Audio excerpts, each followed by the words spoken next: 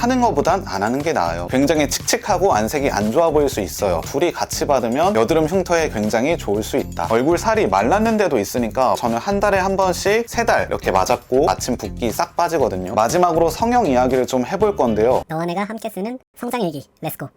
안녕하세요, 성철봉입니다. 오늘은 운동 컨텐츠가 아닌 관리 컨텐츠를 찍어보려고 합니다. 이렇게 많은 댓글들을 달아주셨더라고요. 원하셨으니까 철판 깔고 한번 찍어보도록 하겠습니다. 관리를 위해 10년 동안 어떤 걸 해왔는지 그때그때 말하면 까먹을 수도 있어서 진짜 진심을 다해서 이렇게 많이 적어왔으니 끝까지 시청 부탁드립니다. 사실 잘생겨 보이고 싶은 이유가 자기 만족도 있겠지만 이성에게 잘 보이고 싶은 마음도 크잖아요. 그래서 이 둘의 초점을 맞춰서 제가 어떤 관리를 했는지 한번 쭉 나열해 말씀드리도록 하겠습니다. 제가 관리라고 할 수 있는 첫 번째로 시작했던 게 운동이었던 것 같아요. 아시는 분은 아시겠지만 저는 10년 전 굉장히 왜소하고 마른, 흔히 멸치였고, 이 왜소하고 마른 몸이 싫어서 그때부터 운동을 시작하면서 몸을 많이 키웠는데, 몸이 좋아지면 외모도 당연히 업그레이드 돼 보이는 효과가 있겠지만, 저희가 소개팅이나 처음 만나는 자리에서 이 사람이 성실한가 게으른가를 첫인상만 보고 판별할 수 있는 기준이 관리된 몸이라고 생각하거든요. 몸이 관리돼 있으면 이 사람은 식단도 철저하게 할 거고 시간관리, 자기관리 다 열심히 하는 사람처럼 보이게 됩니다. 운동을 하면서 쌓인 자존감과 성실함이 어떤 관리, 어떤 일을 할 때 그게 뒷받쳐주는 멘탈도 자라난 것 같아요. 여러 이점들이 존재하고 극적인 변화를 위해선 제일 기본적이면서도 제일 중요한 게 운동인 것 같습니다. 일단 체지방이 많으면 뭘 해도 그냥 애매해요. 이목구비가 굉장히 뭉툭해 보이고 선도 흐려지고 살부터 먼저 걷어내고 여백 정리, 선 정리 먼저 하고 그 다음 관리를 하는 게 가장 좋습니다. 집의 인테리어가 별로여도 집이 깨끗하고 청결하고 잘 정돈돼 있으면 굉장히 안정감을 주고 호감도 주게 됩니다. 사람도 똑같아요. 깨끗하게 덜어낼수록 더 빛을 발한다. 저희가 반대로 생각하면 네일아트 돼 있고 빡센 화장돼 있고 탈색머리 이런 여자를 되게 부담스러워 하듯이 반대도 똑같아요. 남자도 크게 할 필요 없이 립밤 좀 제발 바르라고 합니다. 여자들은 사귈 수 있는 기준이 이 사람과 뽀뽀할 수 있냐는 기준, 그게 어떻게 보면 진짠데 입술에 뭐 각질 일어나고 푸석해 보이면 그런 느낌 안 들겠죠. 저는 다행히도 입술이 건조한 게 싫어서 곳곳마다 이렇게 립밤을 배치하고 바르고 있는데, 요즘은 자연스럽게 발색이 되는 남성형 립밤도 굉장히 많이 나와서 뭐 바르면 안색도 좋고 각질도 없어지고. 이걸 왜 안 발라? 눈썹 같은 경우에는 더 강조 드리는 게, 남자는 건장한 몸 그리고 T존이 남성성을 굉장히 발휘하거든요. 눈썹 정돈을 하고 빈 공간을 이렇게 채워주시면 T존이 뚜렷하게 나오면서 굉장히 더 잘생겨 보이는 것 같아요. 저도 되게 눈썹 깎다가 피도 나고 그리다가 수검댕이로도 만들고 그랬는데 유튜브 보고 연습했습니다. 연습하세요. 그리고 부수수한 머리도 굉장히 사람의 인상을 푸석하고 아주 노안처럼 보이게 합니다. 그래서 저는 너무 귀찮지만 이제 샴푸하고 나서 트리트먼트를 일주일에 2번 정도 하는데 트리트먼트 하시는 거 추천드립니다. 그리고 정돈된 코털, 손톱, 여자들이 많은 걸 보는 게 아니에요. 이런 청결 상태 유지만 해도 굉장히 호감을 줄 수 있고, 반대로 말하면 이런 청결 상태가 안 돼 있으면 아무리 잘생기고 몸 좋아도 굉장히 마이너스일 수 있다. 그리고 요새 뭐 꾸민다고 액세서리, 안경 이런 것도 되게 많이 하시는데 하는 것보단 안 하는 게 나아요. 저도 한때 안경병에 걸려서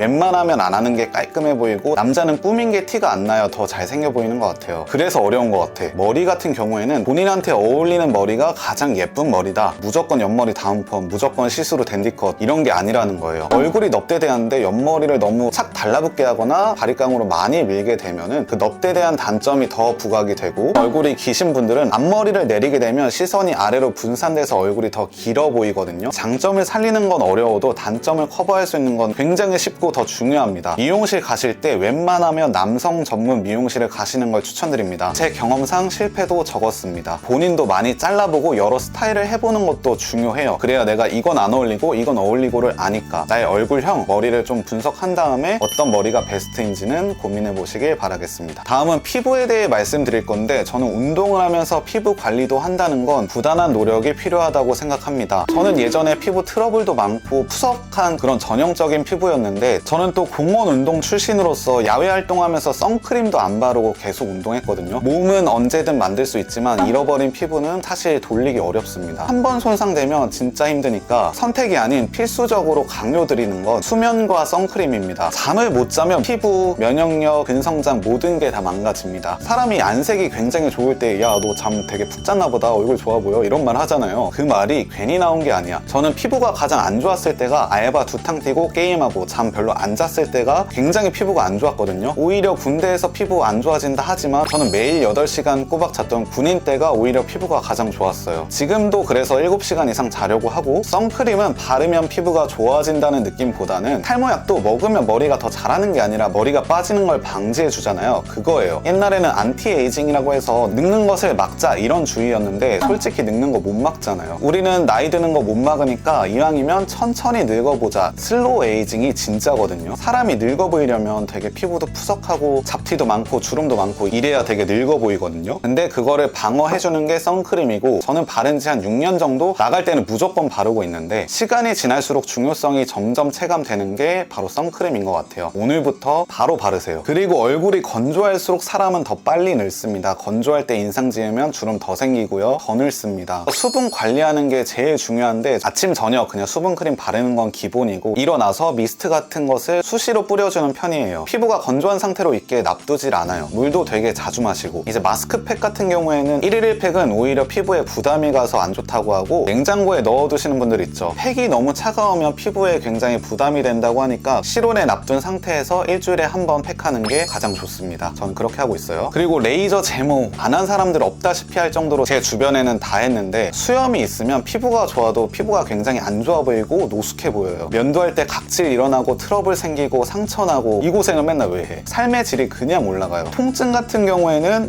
이 정도 참을만 하다. 처진 살이나 흉터 같은 경우에는 한계가 있습니다. 저는 그래서 병원적인 시술을 받았습니다. 예전에 생긴 파인 흉터, 발변된 흉터, 빨간 흉터, 이거는 화장품으로 아무리 발라도 안 없어질 건 안 없어져요. 크게 변화 없어요. 병원 가서 돈 쓰는 게 가장 확실합니다. 제가 전문의가 아니다 보니까 가볍게 들으시면 됩니다. 제가 받은 레이저는 XLV 레이저랑 레블라이트 레이저 이렇게 듀얼로 받았었는데 저한테는 굉장히 만족스러웠던 시술입니다. XLV 레이저는 빨간 것에 반응해서 홍조나 붉은기, 붉은 흉터에 좀 더 효과가 있고, 레블라이트는 갈색, 좀 더 어두운 멜라닌 색소에 반응해서 기미, 발변된 흉터 이런 쪽에 효과가 좋아서 둘이 같이 받으면 여드름 흉터에 굉장히 좋을 수 있다. 그리고 얼굴형 관리 많이 궁금해 하셨던 것 같은데, 저는 이제 해본 게 슈링크랑 인모드 2개 정도 해봤거든요. 인모드는 열로 지방을 태우는 고주파 장비이고, 슈링크는 피부가 좀 더 밀착되게 하는 초음파 장비입니다. 저는 그래서 처음에는 얼굴 살이 말랐는데도 있으니까 왜 이렇게 얼굴 살이 많지 하고 인모드를 받았는데 크게 효과가 없었어요. 지방이 아니었던 거지. 뼈가 작다 보니까 피부가 늘어지고 되게 얼굴살이 많아 보였던 것 같아요. 저는 슈링크로 많은 효과를 봤는데, 저는 한 달에 한 번씩 3달 이렇게 맞았고, 그 이후에는 6개월에 한 번씩 받으러 가고 있습니다. 말랐는데도 턱살이 많은 분들은 침샘일 가능성도 크거든요. 저는 맵고 짠 걸 굉장히 좋아해서 여기가 침샘인데 침샘이 굉장히 비대해지면서 여기가 턱살처럼 불어난 거예요. 그래서 이 침샘을 억제하는 침샘 보톡스도 있는데, 저는 침샘 보톡스를 맞으니까 여기가 되게 비대해진 게 작아지면서 턱살이 어느 정도 없어지더라고요. 추천.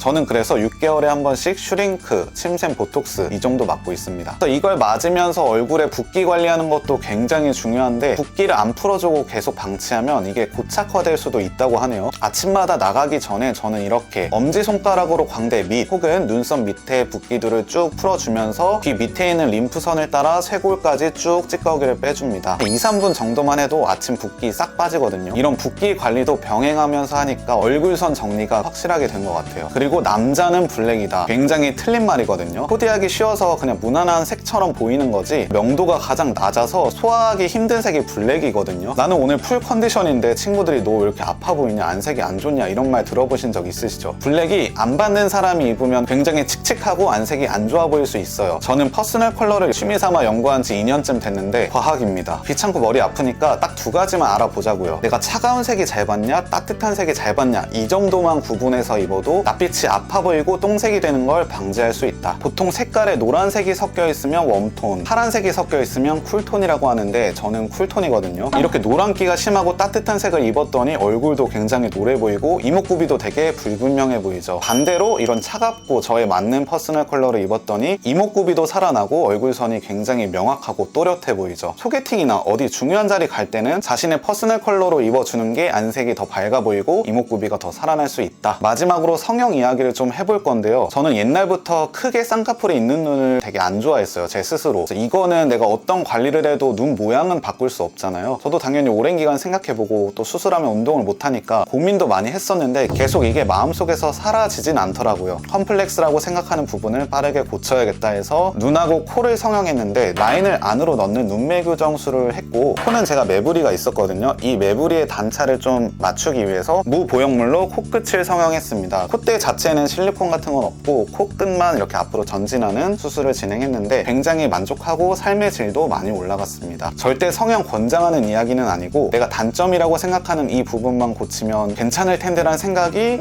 매달 매년 계속 꾸준히 생각이 난다 그러면 잘 알아보시고 고려해봐도 괜찮지 않을까. 그래서 제가 말씀드리고 싶은 건 어느 하나만 해서 얼굴이 괜찮아지고 잘생겨 보이는 게 아니라 건장한 몸, 깨끗한 청결 상태, 그리고 피부, 단점이라고 생각하는 부분을 커버하고 수정하는 것이 돌이켜보면 저의 노하우였던 것 같아요. 이렇게 여러분들이 궁금해 하실 만한 것들을 좀 정리해 봤는데 만족하시나요? 성형에 대한 것은 성형 브이로그도 꾸준히 찍고 있으니까 조만간 업로드 하겠습니다. 댓글로는 법적으로 병원 정보나 원장님 이름을 알려드릴 수 없어서 인스타로 DM 주시면 알려드리겠습니다. 저도 사람인지라 악플은 달지 말아주세요. 오늘도 영상 시청 감사드리고 구독과 좋아요 부탁드리겠습니다. 감사합니다.